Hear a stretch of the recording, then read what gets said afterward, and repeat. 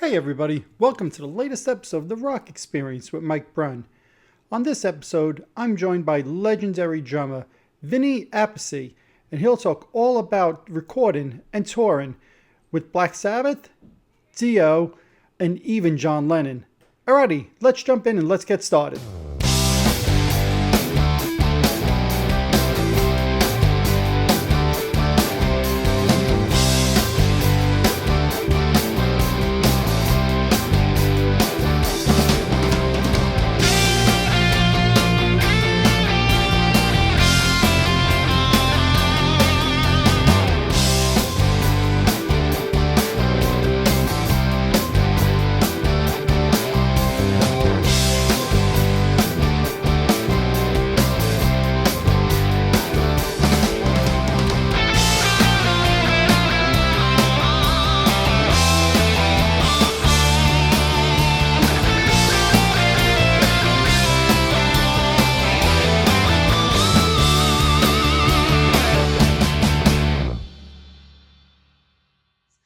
Well, Vin, I just want to jump in and get started here. And first off, Yeah. thank you for joining the show Oh, today. Legendary drummer for Sabbath, Dio, and others. It's an honor to have you on the show here today. And obviously, we're going to talk a little bit about the career, but especially the new CD releases of Heaven and Hell and Mob Rules, the deluxe editions.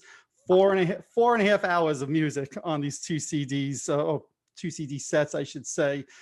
Just incredible. When did you find out they were going to be re-releasing these albums? Actually, the way I always find out things on the internet, I saw the news. Yeah, nobody calls or say, hey, we're gonna. It doesn't matter to me. It's not. I'm not in control of that stuff. Right. So, Okay. so I found out on the internet months ago, way long ago, and then as it got closer, they started to do the publicity, and then I was contacted by Chip, who booked this. Mhm. And I've been doing a hell of a lot of interviews, as well as Tony and Geezer, even Wendy. Yep. So it's good springboard. Sure. Is it fun kind of reliving these memories for you and kind of going back into this time of your life? Yeah, it was a good time. Very proud of it, and can't complain about that. It Right. got me through most of my life. So true. Playing with Dio and Sabbath. Very true. Now, obviously, Sabbath fans know you joined the Heaven and Hell tour kind of midstream, right? Bill Ward wasn't playing with them any longer. How did you get contacted to join them, and how much advance notice did you have before the first gig? Um, I don't know how. I think they might have found my number from somebody from Warner Brothers, Okay. and I got a call. I was in Chicago doing a Ludwig convention of drummers at the time, where they were going to do a big photo shoot of all the endorsees for Ludwig drums, and it was really cool. It was a cool thing. My brother was there, Ginger Baker, everybody at the time, and my wife at the time said, hey, you got a call from somebody from Black Sabbath. I went, oh, really? Okay. Mhm. I'll call him back. I'll call him back. So I called him back, and it was the tour manager, Paul. His name's Paul Clark. Okay. And he said they're in town in LA, and they were in the middle of a tour, and Bill Ward left. They were supposed to play Denver McNichols Arena. Yep. And Bill didn't turn up. So they had to postpone that show to a later time. And then they went back to LA. They figured, well, we got 4 days off. Let's go back to LA and find a drummer. So that was the plan. And meantime, I got this phone call, and he said, you want to come down and meet Tony tonight at the hotel if you're interested? I said, yeah, absolutely. Sure. So I went down, met Tony, and we hit it off really well. He had one of my albums with him, which was a band called Axis, produced by Andy Johns. Yep. Good album, good rock album, power trio, and great drum sound on it. And he had that, and he liked it. I don't know how he played it, now that I think about it. It was a vinyl. Right. He's at a hotel. But he's Tony Iommi. I'm sure he can get anything he wants on the road. Like magic in the turntable. Right. Yeah. And so we hit it off good. He invited me down to go to rehearsal the next day. So I arrived there. I put my drums in my '67 Mustang, and the drums were only 4 concert toms and a 24-inch bass drum. but I didn't have any heads on the bottom of the toms or the front bass drum. So the kit looked even smaller. Okay. 3 cymbals. And went down to rehearsal. The roadies put the drums up, and then when they said, "What do you want to play?" I said, "Well, I heard Neon Nights on the radio last week. Let's play that one." Right. That's the first song we ever played together. First wow. song I ever played with Ronnie was Neon Nights. That is so cool. And the last song I ever played with Ronnie was Neon Nights. 30, 40 years later. It's crazy. So they liked the way I played. They said, "Okay, you're in." And it was into the circumstances of if Bill comes back, until Bill comes back. Because Bill was the only drummer ever to play with Tony and Geezer and Ozzy at that point. Sure. That was the original band. Okay. So I was there to keep the tour going, So we rehearsed a bit. Then they were happy they found a drummer. Because if they didn't, they'd be making tour arrangements. Right, yeah. Exactly. So they all went to the pub, didn't have a drink, celebrate. I stayed back with the keyboard player, Jeff Nichols, and we worked on the songs. Now I'm like, oh shit, I got to learn all these songs, 15 Right. songs. And the old Sabbath stuff's kind of strange, I mean, I've heard it, but I didn't study it. Right. So then they came back, we played a little bit, and then next day rehearsal, we did a little more. Then they went to the pub again. And I'm like, oh no. I stayed back and worked with Jeff again. And I think Ronnie stayed back a little bit too. And we worked on the stuff. And then the third day, we better start playing. And, we got into it on the third day, fourth day, same thing. And the gig was in Hawaii at Aloha Stadium, 30,000 people. So I made a cheat sheet, a book. I read music, but I'm not a reader, a chart reader. But I made little charts, and notes. So I thought that would help me out. And I put that on the floor at that gig. And it started raining, and it blew onto the book. Oh, no. And it all bubbled up, and the ink got all messed up. And so halfway through, I had no book left on. Oh, no. But from what Tony said, he was really, really nervous about. You can imagine, never playing with another drummer before. Sure. In that established band, and going in front of 30,000 people. Right. It's not like it's a small club show in front of 500 people here. Oh, we didn't warm up because we couldn't in the middle of a tour. Mm-hmm. So he was more nervous than I was. Right. And I think Geezer was too. So we went out and did it. And halfway when the book got screwed up, we had to wing it. We kept looking at each other. The endings probably went on for a while. That's usually what happens. Right. Hey, no, not yet. Wait, let me think about this. Another time. Mm-hmm. So that was the first gig, and it wound up being okay. We did it, and then from there, there was a couple days off to go wherever we were going. I think we hung out there for a day, so I got to had some time to keep listening to that music. Right. And get how long was it until you felt like, I'll say, fully comfortable with the set, where you weren't like, or they maybe even weren't nervous about 10-minute endings of songs? Yeah, probably about a week to 10 days. Really comfortable. You don't have to think about it so much. Then it just got tight and started jamming a little more with each other. So we fit well together. The feel, the groove. Being that I'm from Brooklyn, they're from Birmingham, and we had that same approach to the groove. And I always go into these things with my eyes open and learn. Like, I listen to Tony, how he plays. He's so steady behind the beat. Mm-hmm. That's how I learned to play more behind the beat, playing with Tony. And Geezer's a little more busy, actually, on the bass, but they play behind the beat. So I always, anything I'm involved with, I got, keep my eyes open and go, okay, I need to do this, I need to do that. And then I had to learn Bill's parts, So I learned a lot of the important ones. Then the rest of them, I just played as me, right? Because you can't learn everything exactly. So. And every drummer, every guitarist is going to have their own feel, right? So you're always going to put your own little feel to the songs anyway. But how would you compare your style to Bill's? Well, Bill is a great drummer. He tells me he's a percussionist. And if you listen to those parts, he is a percussionist. there's parts on there just on the toms, and like they're almost orchestrated parts. Sure. I'm more of a big groove drummer, loud drummer. I listen to Bonham more. That's Okay. why I didn't listen so much to Sabbath in the early days. When that album came out, my friend played it for me, the first Sabbath album. I went, wow, that's Mhm. scary. Even the Right. names, Ozzy Osbourne. Who's named Ozzy? Right. Right. Tony Iommi. What a weird last name. Holy shit. And a guy named Geezer Butler. And they look scary. Sure. But I liked it, but I wasn't into the drum sound. It Mhm. was too dead and dry. Okay. So it didn't catch my focus so much as Led Zeppelin did with the big Bonham sound. And my brother had a big sound. Mitch Mitchell even was a loud sound. So that's why I didn't know the songs that well, Right. Right. And so I kind of, adapted to Bill's important parts in those songs. And then I played the groove as I would, or parts. And then I developed into the song as me. Sure. You still have to play those important parts. It can't get Without a doubt. past that. You know, Yeah. one of the things that I like about this new deluxe edition of Heaven and Hell is they're all live tracks tacked on at the end, right?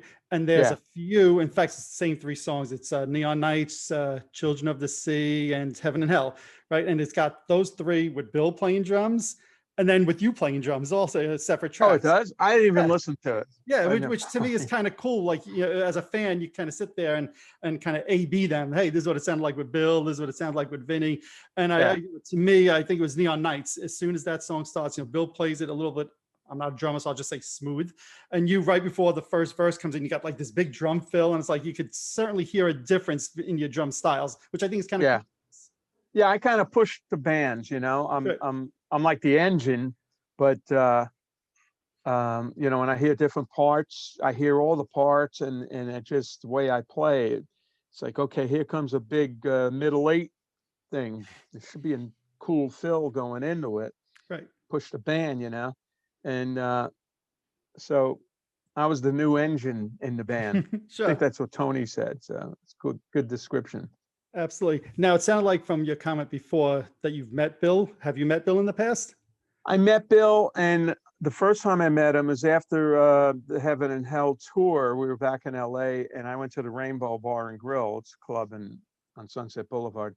Mhm. All the rockers hang out and stars. And Bill was there one night, been drinking heavily, Mm. I believe. And I was there. And I'm going to go say hello to Bill, So I went over, and he was like, yeah, come here. And I don't really drink. I never get drunk or any of that shit. I used to Good. smoke a lot of pot. That was it. So I went, oh shit. I was only like 21 years old, and just got off this big tour, and then there's Bill, and now I don't know how to handle the situation. Right. So I stayed there for a while, talked to him, and then there was a side door. It was the first time I ever left through the side door. I said, let's get out of here. Either he's gonna kill me, or I don't know what's gonna happen. But then I met him along the way when he's stopped drinking, and he's such a sweet guy. Mhm. I met him many times after that. We hung out here and there, and Bill's a lovely guy.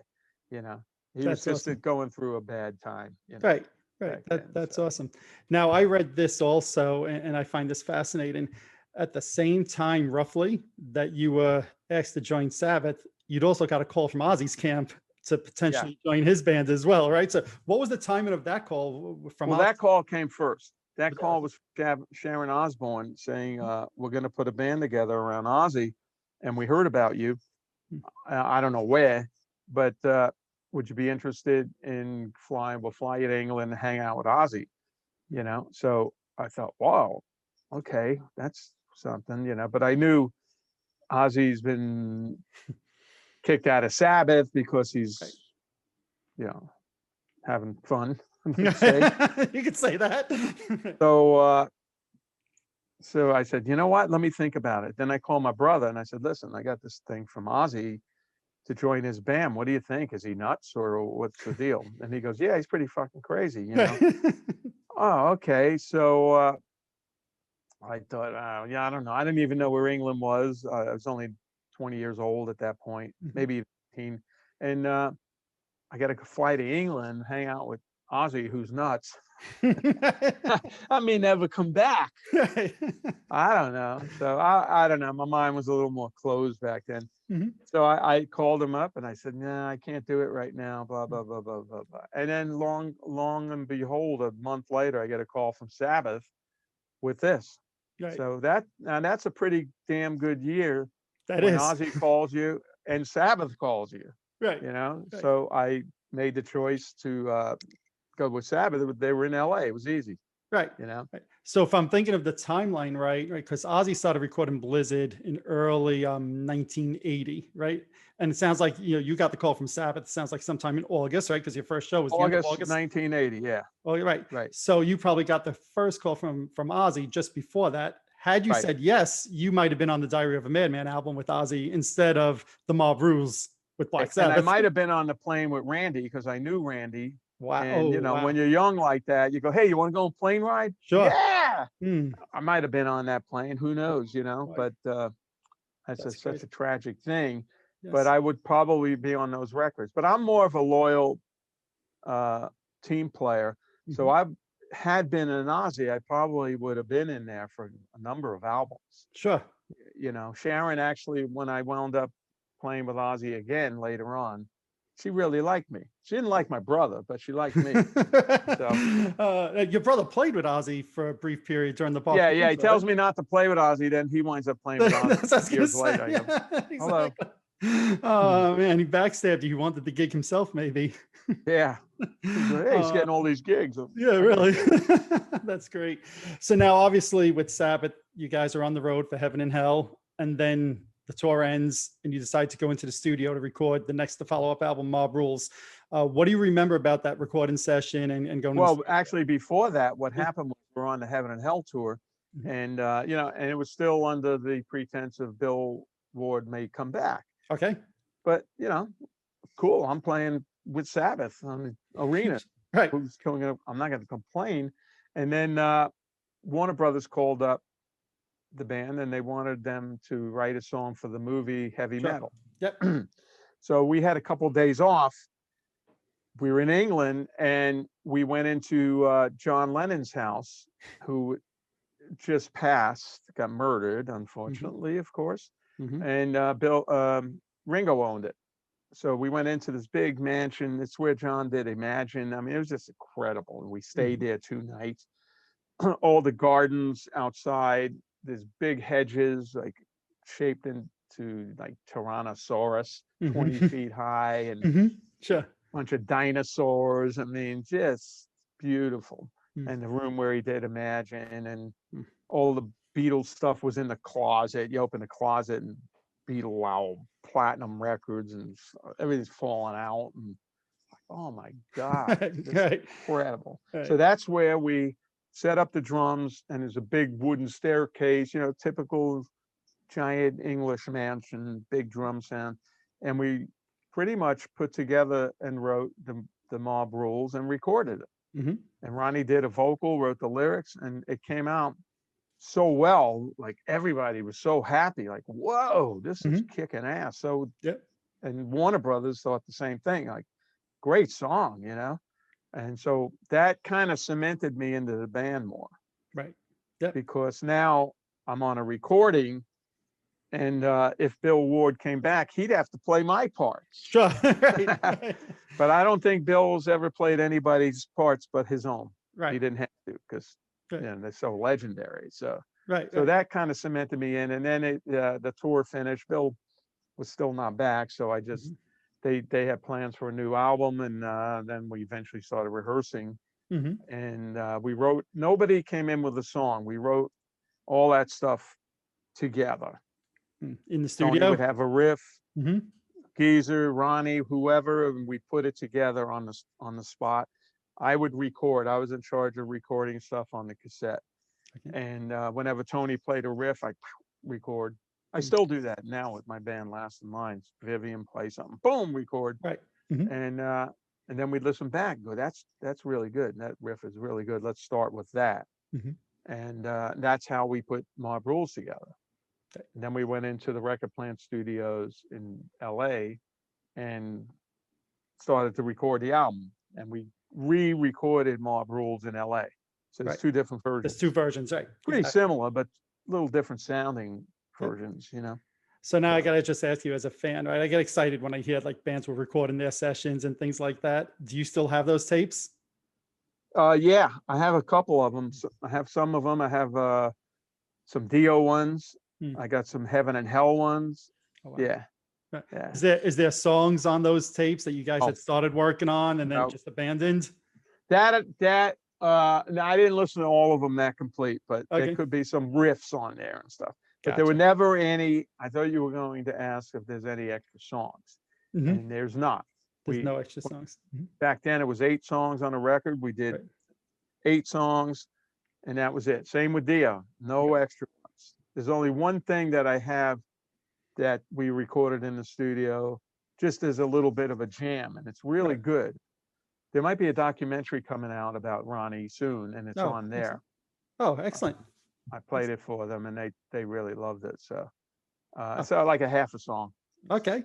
Should have used it. It's really good. Right. Oh, that sounds very exciting. We'll definitely have to keep an eye out for that. Now, Yeah. I want to go back to one thing you mentioned, the John Lennon house before. Is it right? Did you actually work with John Lennon before his passing on a song or something like that? Yeah. Well, no, my- did you play drums on his last show ever? Did I read that right? Yeah. Incredible. Yeah. He the way this started is the band I had in Brooklyn was a 9-piece band with 4 horn players. Mhm. So it was 9 of us. And Jimmy Iovine was our good friend. Right. And he brought us into the studio. He really liked us. He goes, I'm going to record and produce you guys. Brought us in the studio, Record Plant, New York, and we did about 4 or 5 songs. Played it for the owner of the record plant who really loved it. And he signed us to a management deal. And he gave us a room upstairs on the top floor of the record plant to rehearse. So we didn't have to bring gear. We brought our gear, but once it was set up, it was our room. It was really cool. And we used to go up there and rehearse and write. We didn't do many gigs, but we were recording a lot. So what happened? So that's where John Lennon was recording Walls and Bridges. So Jimmy called us one night on the phone. He says, "Hey, can you guys come down and do hand claps?" I go, "Sure." Go downstairs, walk in the studio, and we see John Lennon and go, "Holy shit." I'm sorry, my phone. Yeah. My that's okay. brother. Oh, no. Let me silence that. So we look and there's John. I go, "Oh my God." I was 16. I went to high school the next day. Hmm. So there's John Lennon. Now we put on the headphones. Now he's talking to us.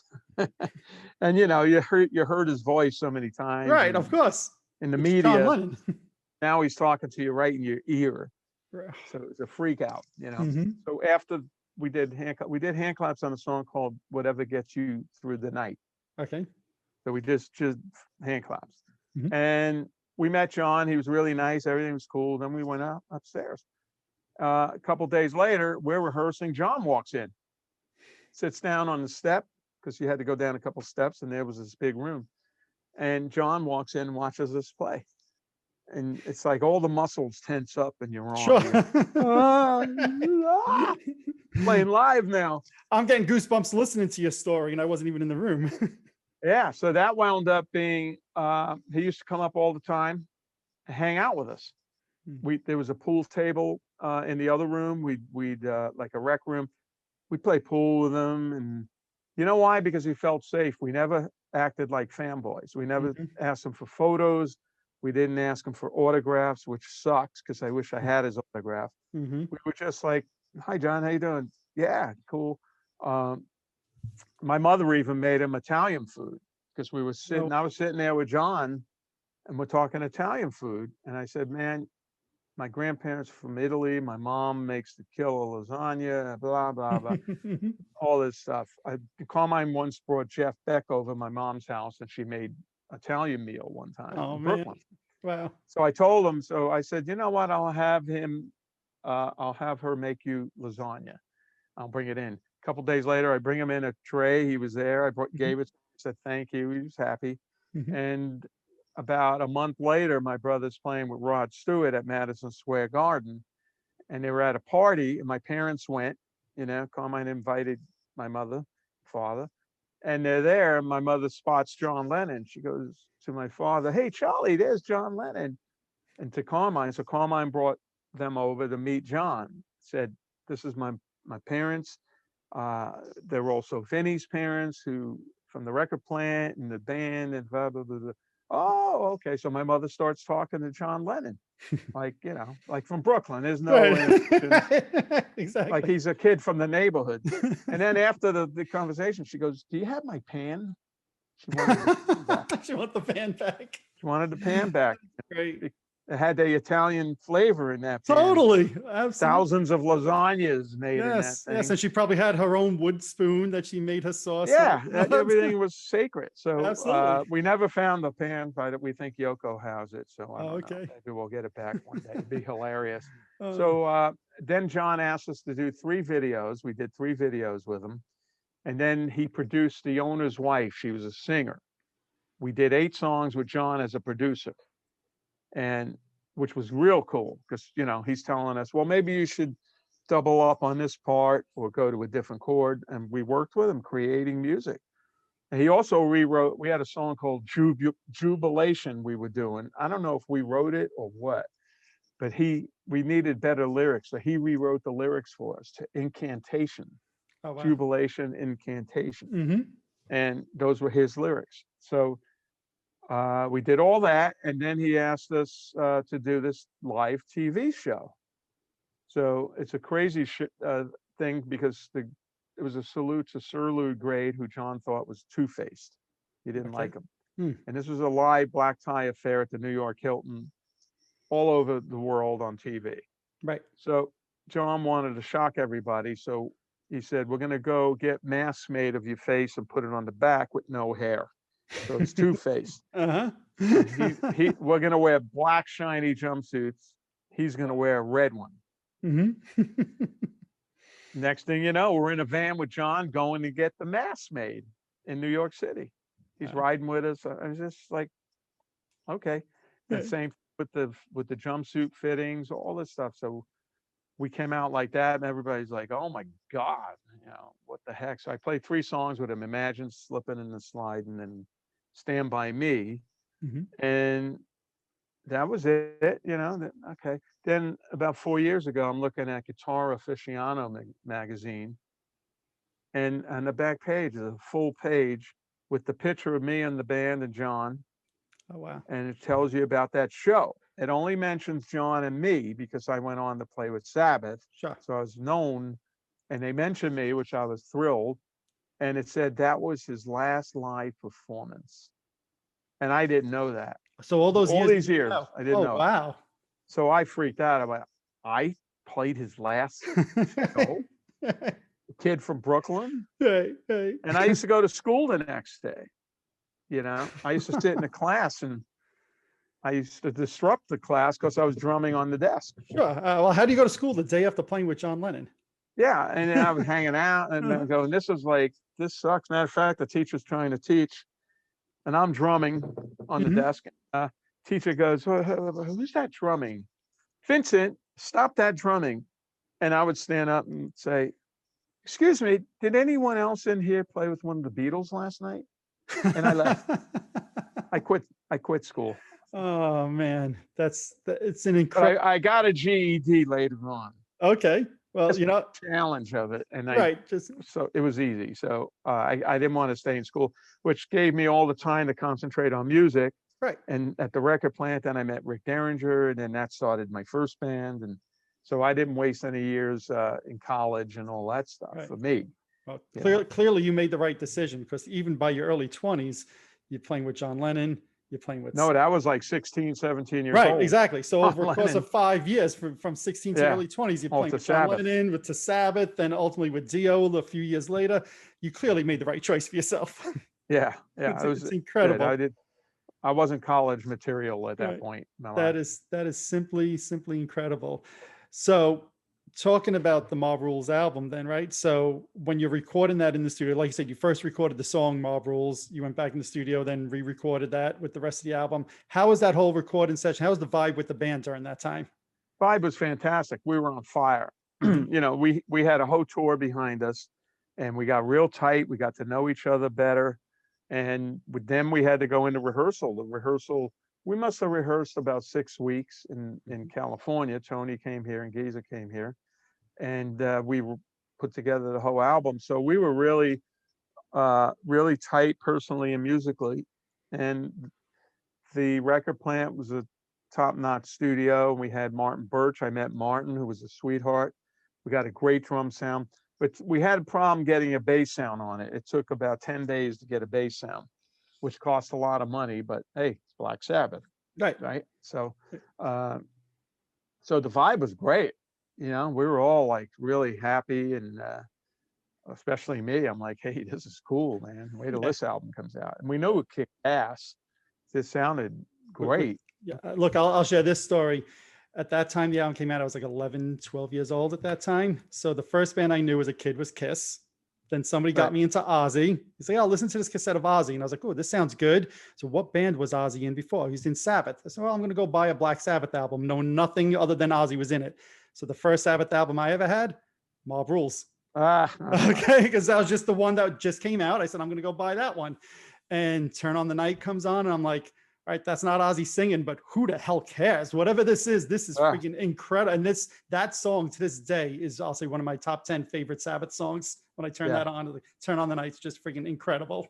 Yeah, it was a perfect time for Sabbath because they did all that classic, legendary stuff, and then it started to get probably a little bit old or stale, and it wasn't working out with Ozzy, and they were going to go through major changes. And then Ronnie comes in and breathes new life into it. And Heaven and Hell album gets written as a classic piece of rock history. And then the next thing, I get in there and there's a new engine driving this all too. So it kind of reinvented itself. It was like reborn. Agreed.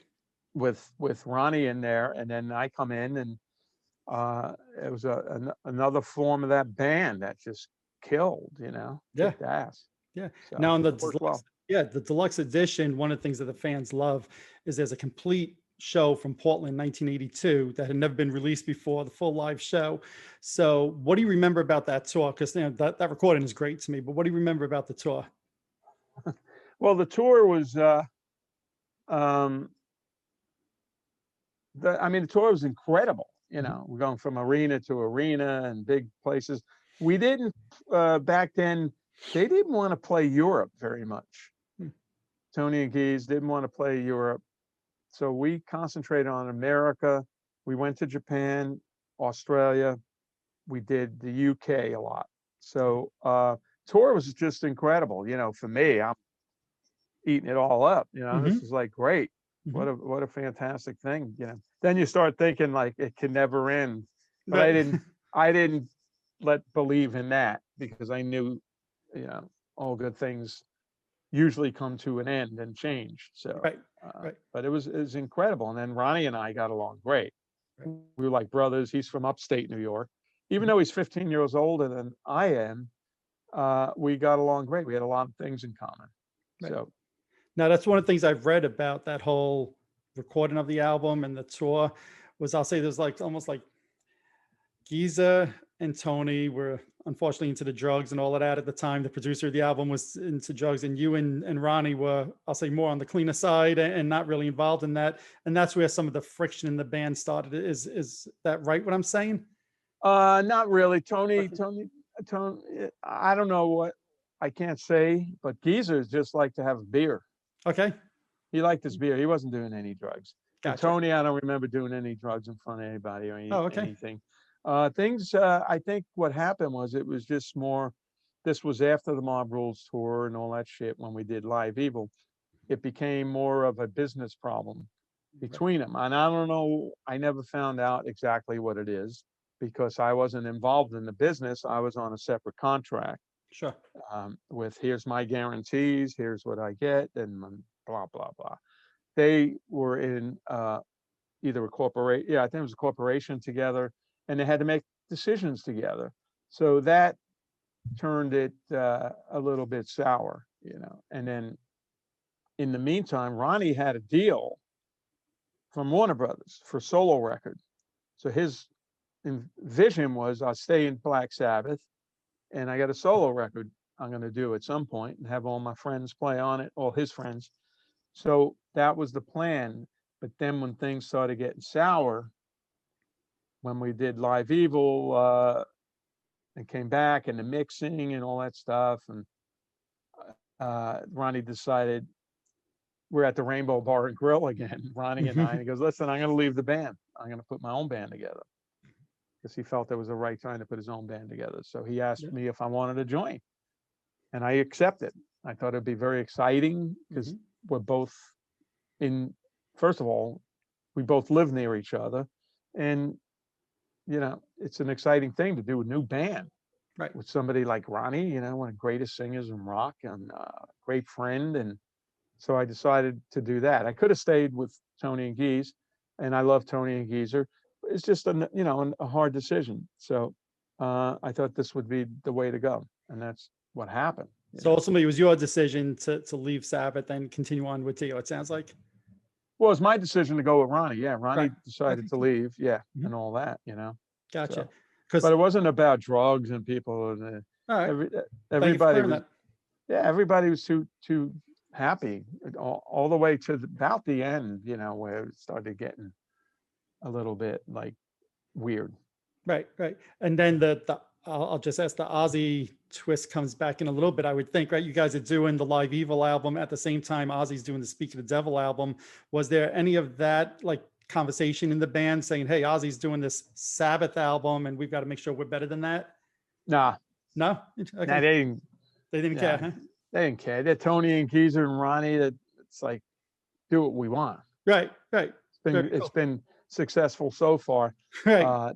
We're doing a live album. He's doing a studio record. So it's two different things anyway. Okay. And none of us ever went in with Sabbath, Mob Rules, any of the albums we did together, and Dio going, we're going to make a great album.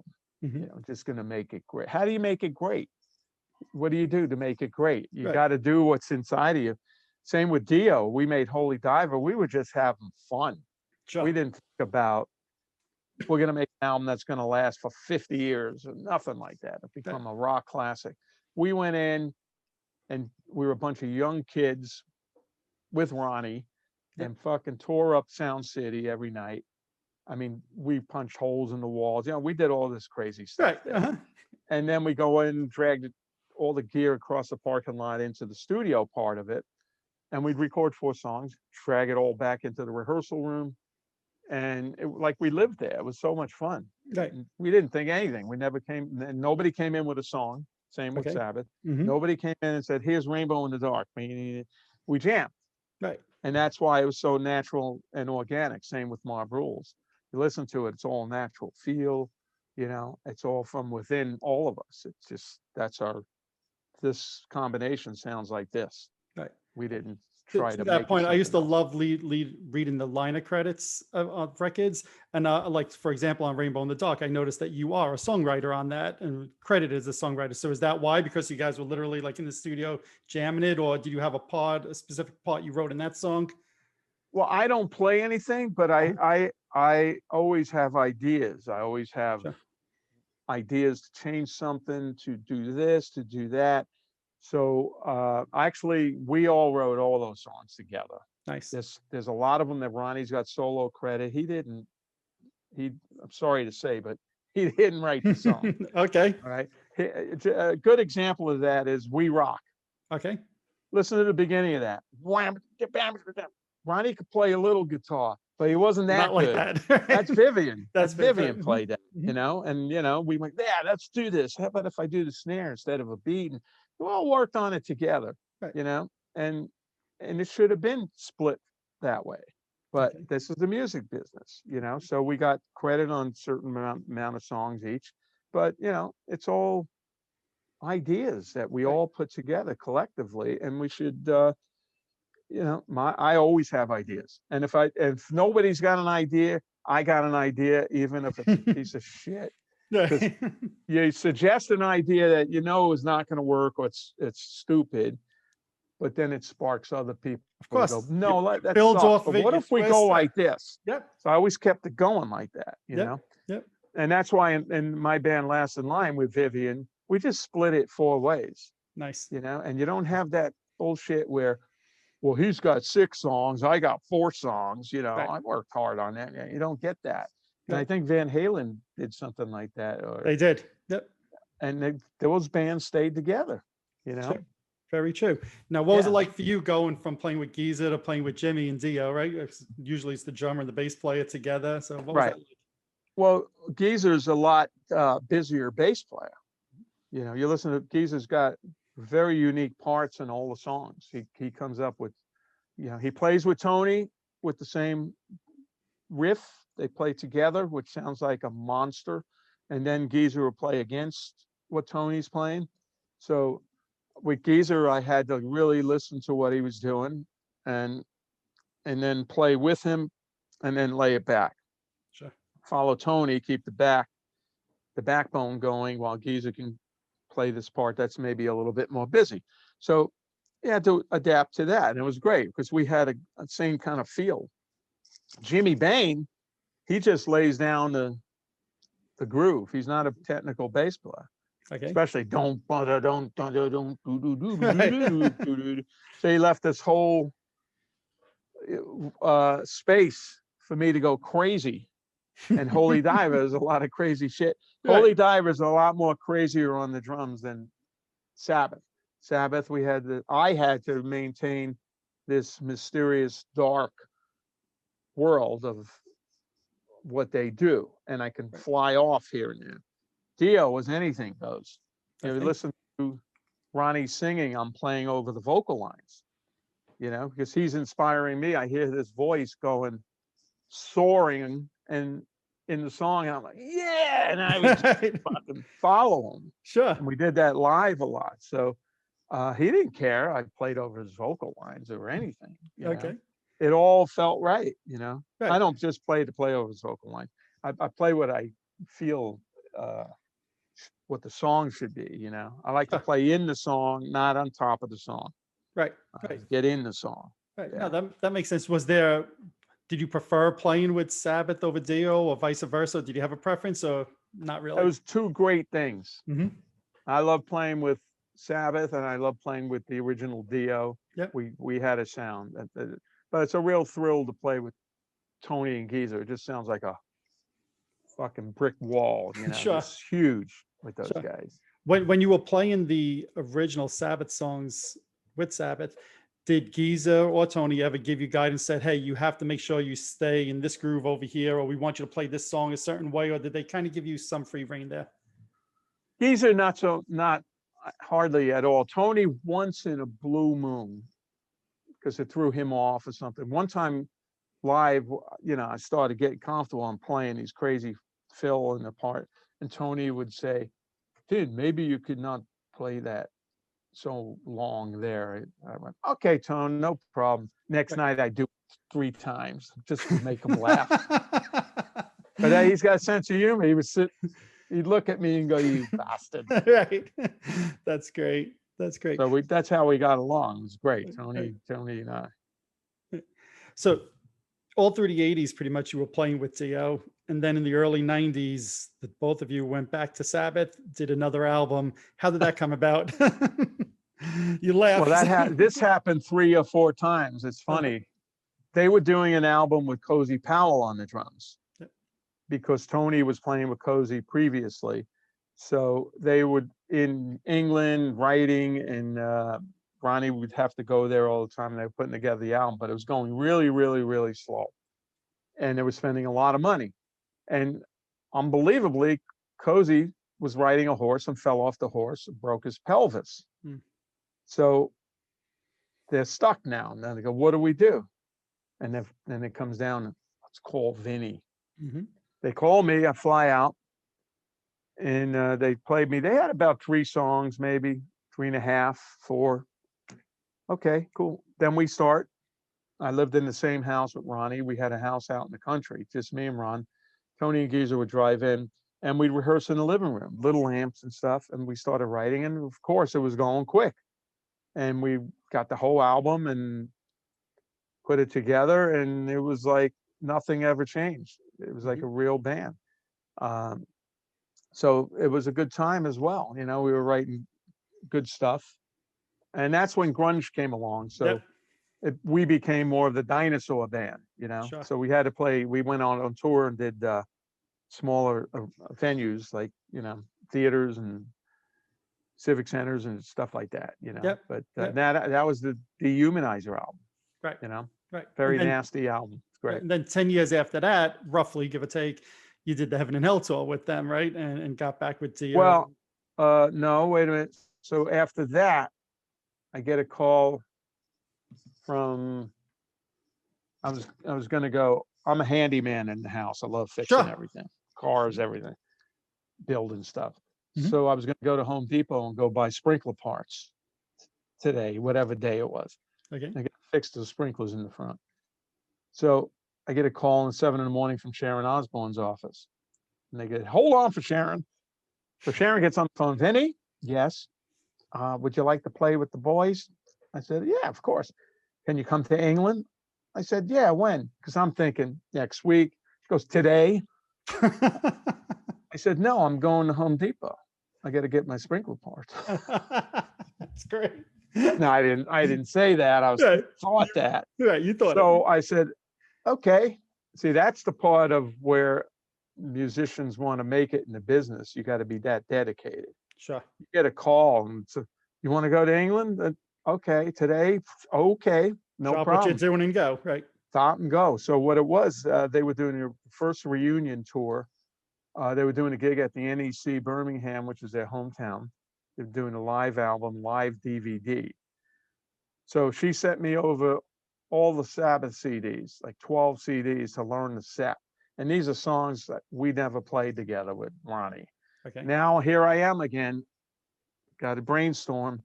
Every minute I had to play those songs on the plane, on the airport, could learn these songs. They were playing with Bill, but it wasn't working out. Mhm. And Bill was playing with them, but okay, so here I come in, and then luckily they worked it out with Bill because it wasn't going to be that tight with me having 2 days notice. Sure. So Bill did the gig, and actually I hung out with Bill in England, in Wales. We're in Wales rehearsing, and so I just hung out with him, and everything was cool. And so that was when the hell was that? That was 2000, maybe Okay. 1999 or 98, Okay. whenever Right. they did that. Okay. So that was the third time, Hmm. and then that was the third time, yeah. And then right And that after one, that one would have been with Ozzy. Obviously, it would have been the first time for you playing with Ozzy in Sabbath. right, and then right after that, I got another call. Bill had a medical issue. I think he had a minor heart attack or something. So Sharon wanted me to play with the band. And I was on tour with Ronnie, but with Ronnie, we were doing clubs and Sure. it was way down, And I stuck with him for a long time. And then I get this call to go play pretty much the outdoor festivals and 50,000 people and this. And obviously the money was big, Sure.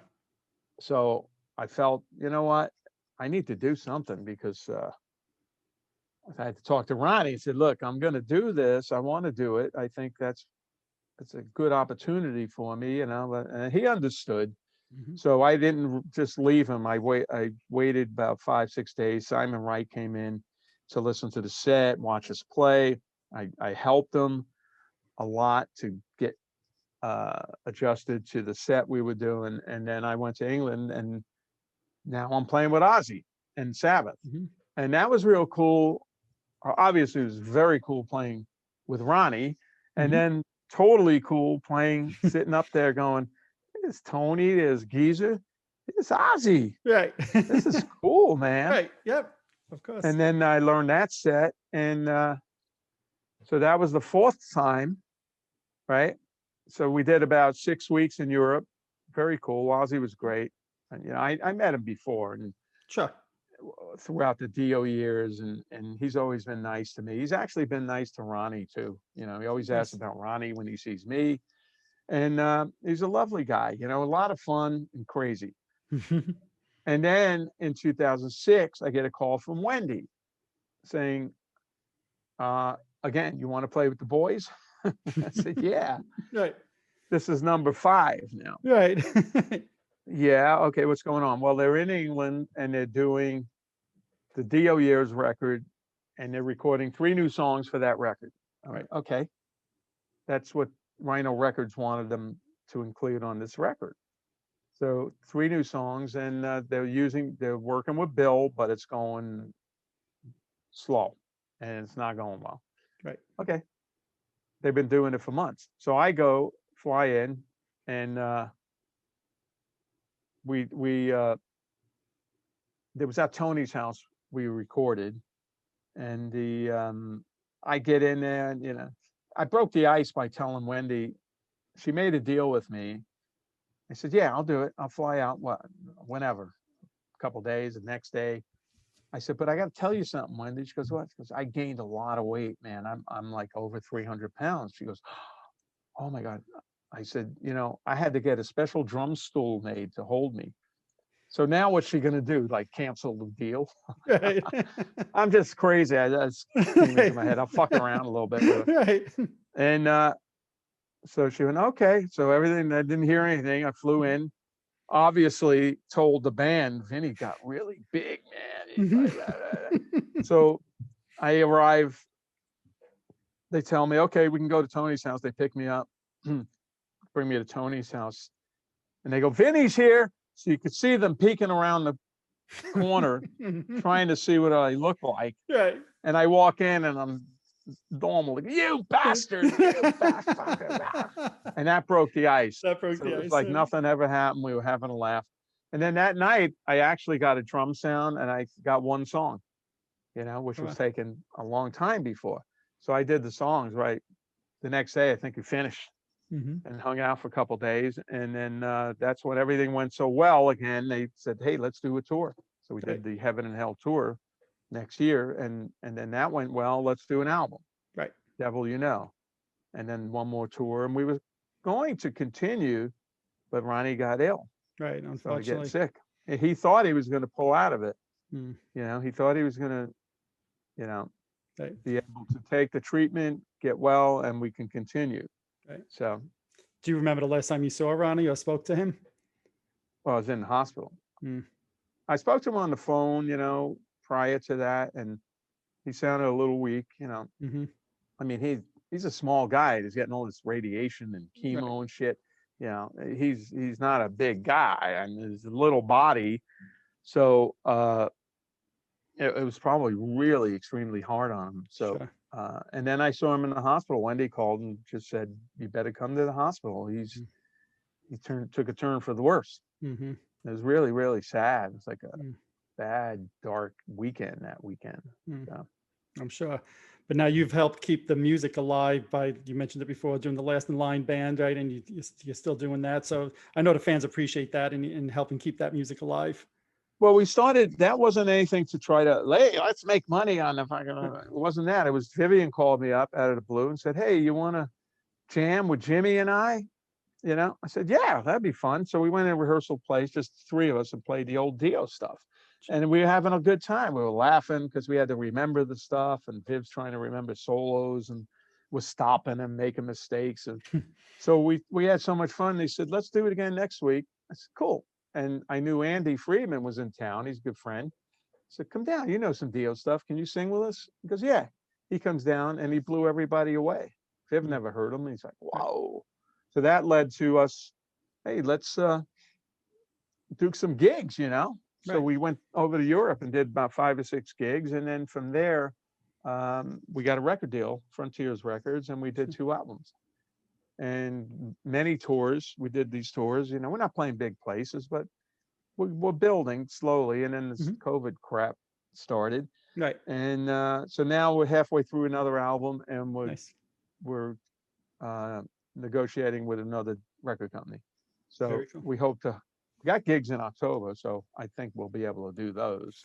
Fingers crossed on that, right? Fingers crossed. And then I started doing this thing. I got invited to go to play with this band that does old Sabbath stuff. So I went over. It's in Ohio and Cincinnati, and I went and played with them, and it was a lot of fun. We played a lot of old stuff and some Dio stuff, Sabbath, and a couple of Dio songs.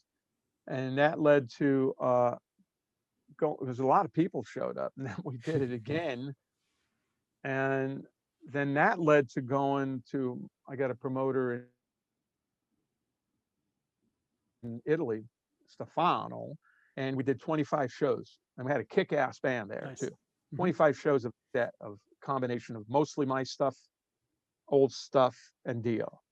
And it's a lot of fun to play this stuff. And we did that. I went to South America. So I'm keeping the music going for sure. Absolutely. And I'm having a lot of fun playing this stuff, you know. So absolutely. No, it's been really cool to see you guys do that.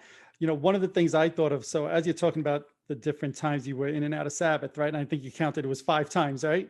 times. When they did the 13 album and Bill Ward again, there's the whole contract situation. Did they ever contact you? Because I was always thinking they might call you during that time. Did they ever contact you about that? They did. And I said, I don't want to be no more with you guys. I've had enough. Really? Interesting. No, no. Oh, I was like, wow. I was gonna follow up and say what changed, but okay. So, no. Of course I would. you had me. That was good. No, nobody contacted me, probably because of I don't know why. Yeah, I don't know what their thinking was. He was playing with Tommy on drums or with Ozzy, so hey, let's bring Tommy in. And then I don't know, the management changed a little. All of a sudden, Rick Rubin's in there. Sure. I don't know Rick for worth the shit. I know his name, but I don't know anything else. I never worked with him, so he wasn't thinking maybe we should get Vinny or something like that. So they went along with whatever came out of that situation. So I was never contacted. So yeah, it's a shame. That's what I was hoping for. You know, obviously fans wanted Bill there, but when Bill wasn't there, I was hoping they would contact you because it just seemed like the right fit. Yeah. So, you know, I heard some of the stuff. It sounded really good. Yep. Yeah, it sounded good. Yep. So now, when the band was inducted into the Hall of Fame, did you guys ever feel like you should be a part of that as well? I told him I didn't want to be part of it. No, I'm kidding. No, at that time I was like, no, I'm not falling for it again. No. They never contacted me. No. Yeah, no, it should be when the band, that's how many bands have changed over the years, and some of them important, you know, like Ronnie took Sabbath to a new level at that point. They needed it, you know. Agreed. And we were both in the band, so they should do an extended band thing up to a certain point, I guess. Agreed. Look, like I said before, well, look how long it took them to get in there. That's the most stupidest thing in the world. And then they put people that are not even playing rock in there. Right. That's a bunch of shit. Yeah, it makes no sense the way they decide who to put in and who not to put in. It defies all logic. But like I said before, to me, my introduction to Sabbath was you, Dio, Tony, and Giza, and to me, you guys should have been inducted as part of that. Yeah, you know, we were an important part of. As far as I'm concerned, it was the original Sabbath and the Dio Sabbath together. Agreed. With Bill and with me on that. He played on Heaven and Hell. I played on Mob Rules and the rest of them. Yep. So the most important thing, because there's a lot of versions of Sabbath there after that were, you know, a little different. So. It was just 1 or 2 other last questions here. So, you know, in more recent times now, you're working with your brother. I think Thursday evenings, right? You and your brother are doing the hanging and banging thing. So you want to just talk about that for a moment? Yeah, we started out with this idea with a friend of ours, Ron Anesti, who owns the Okada Theater in St. Charles, a beautiful old theater. Everybody plays there. And they wanted to do this show, you know, me, Carmine, and Ron. Ron would be the host. We'd be the sidekicks or the co-host, and bring people on. And so we started doing that. And Carmine knows everybody. If he is the networking king. He knows everybody. He's got their phone number, and he keeps in touch with everybody. I don't do that. I hate the phone. I tell people, don't even leave a message. I'm not going to listen to it. I don't listen to the messages anymore. Just send me a text. I'd rather see it in writing and stuff. But Carmine's networking king, and most of the people on that show in the beginning were Carmine's phone book. A couple of my people, and then it was incredible. Now we're getting a lot of people on. We got last week was Simon Kirk and Kenny Aronoff. Yep. Coming up next week is Eddie Trunk and Paul Schaefer, Nice. who was in David Letterman David band, Letterman, and sure. I want to meet him. We just got a whole bunch of people on, and it's been turning out to be a good show. It's expanding now.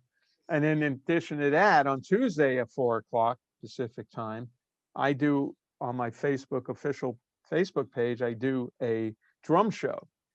That's what this is all here in the back.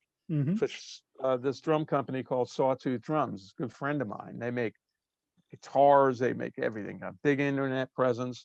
It's getting to be a bigger and bigger company. So every Tuesday at 4 p.m. I do this show.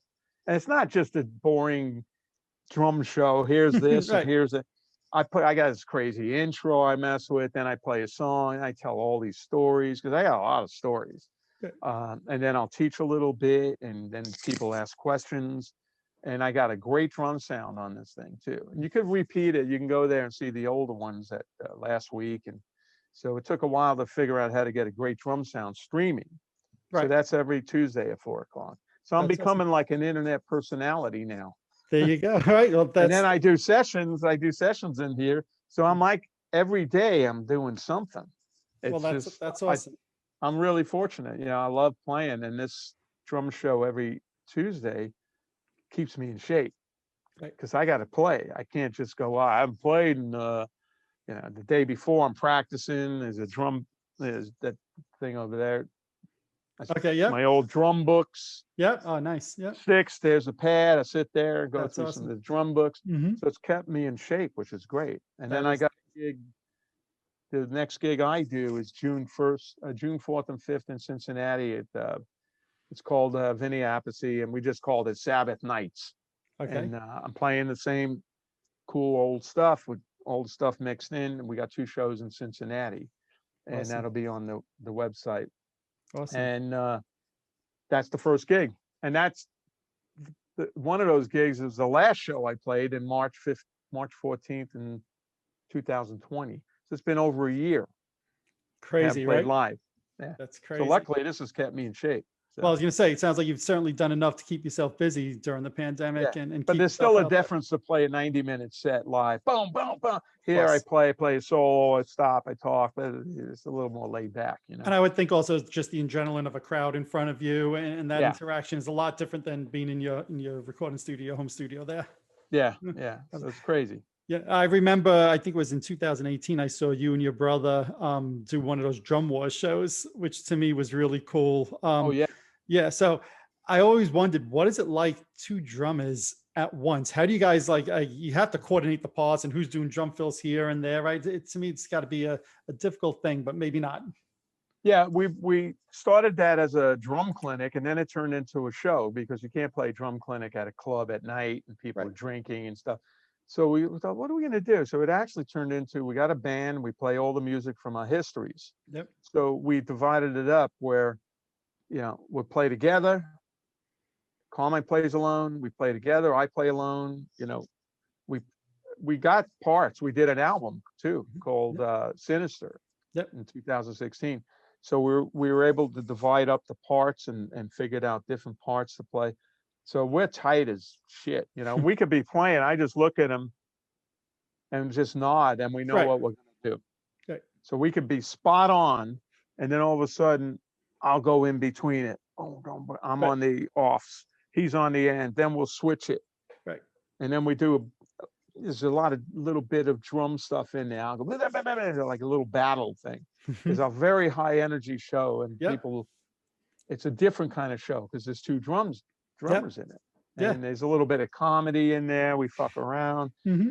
So it's a great show. We're going to start that up too. Good. That's what I was wanting to know. Yeah. Awesome. So it's a lot of fun playing with Carmine. Awesome. No, that's what I was hoping that you'd say, that there'd be more shows like that. Because when me and my friends saw you guys, it was a lot of fun. It was a good show. So yeah, we love doing it, and we'll do more. Every night I get to kick Carmine's ass, so it's perfect. There you go. Was there that friendly competition between you guys as brothers growing up? Of course. Well, no, he's 11 years older than I am. Mm-hmm. He was out of the house, and I was a little kid watching him and learning. And then this is friendly competition. Okay. Nice. we push each other. Right. We push each other. You know, Right. sometimes we get off the show and go, man, my fucking shoulder's killing me. Yeah, Right, right. it's good And competition. and last thing, it's lighthearted here, but you and your brother have to get together on how to pronounce your last name because obviously if it's been driving Well, fans that's part crazy. of the show too. That's Right, of part of course. the show. Yep, yep, yep.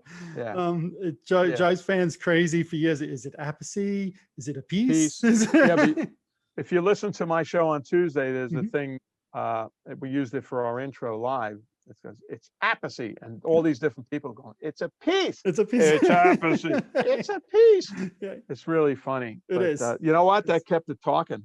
It does. It sure just does. came about the way it did. We didn't do it on purpose, but it kept everybody talking about that name, which is Right. keeps you in their mind, you know, keeps you on top. Very smart. Yep. Yep. Yeah. Absolutely. Crazy. All right. Finn, anything else that you wanted to talk about before we wrap up here today? No, I think we covered everything. You know, I hope everybody's safe and music's getting through, you know, to everybody. Music is good when there's problems like this to listen to. It kind of Agreed. soothes the soul. So just thank all the fans, you know, that all these years they give me a career like this, and I still love playing. So I'm, you know, really, really appreciate everybody listening and all that stuff and supporting rock and roll. You know? Absolutely. Well, we hope to see you out on the road soon. Like you said, a couple of shows coming up shortly. And for those who can't make it to the show, check you out on Facebook on Tuesdays and on Thursdays with your brother as well. So Vinny, 4 o'clock both times. 4 o'clock both times. Thank you so much, Vinny. This has been an honor. I really All right, appreciate your Mike. time today. Take it Thank you. You guys take care. You take care too. You too. Bye. Bye. Bye. Alrighty, there you have it. I'd like to thank Vinny for spending over an hour with me talking all about Black Sabbath and Dio. I certainly highly recommend you all check out the new deluxe editions of Heaven and Hell and Mob Rules. They're both really great. I think you guys will love them. If you're watching this on YouTube, hit that subscribe button below. If you're listening to one of my podcasts, subscribe over there as well. Also, head on over to Facebook and follow my page, The Rock Experience with Mike Brunn, where each and every day we talk about all the rock and roll music that you love. Also follow me on Instagram and Twitter as well. That's it for this episode. Thanks for watching. Thanks for listening. See you all next time.